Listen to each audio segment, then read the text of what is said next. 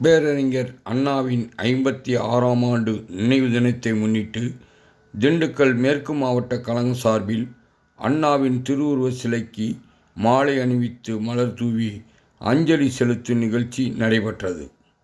பேரறிஞர் அண்ணாவின் 56ஆம் ஆண்டு நினைவு தினத்தை புரட்சித் தலைவர் மாண்புமிகு முன்னாள் முதல்வர் எடப்பாடி பழனிசாமி அவர்களின் ஆணைக்கிணங்க திண்டுக்கல் மேற்கு மாவட்ட கழகச் செயலாளரும் முன்னாள் அமைச்சருமான திண்டுக்கல் சீனிவாசன் அறிவுறுத்தலின்படி நகரின் மையப்பகுதியில் அமைந்துள்ள அண்ணாவின் திருவுருவச் சிலைக்கு அமைப்புச் செயலாளர் மருதையராஜ், மாநகராட்சி எதிர்க்கட்சித் தலைவர் CS ராஜ்மோகன் முன்னிலையில் மாலை அணிவித்து மலர் தூவி அஞ்சலி செலுத்தப்பட்டது.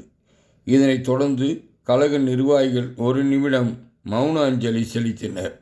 இந்நிகழ்ச்சியில் மேற்கு ஒன்றிய கழகச் செயலாளர் ராஜசேகரன், மாவட்ட அம்மா பேரவை செயலாளர் பாரதி முருகன், பகுதிச் செயலாளர்கள் சுப்பிரமணி, சேசு, முரளிதரன், மோகன், அம்மா பேரவை செயலாளர் RBR பிரபு உள்ளிட்ட கழக நிர்வாகிகள் ஏராளமானோர் இந்நிகழ்ச்சியில் கலந்து கொண்டனர்.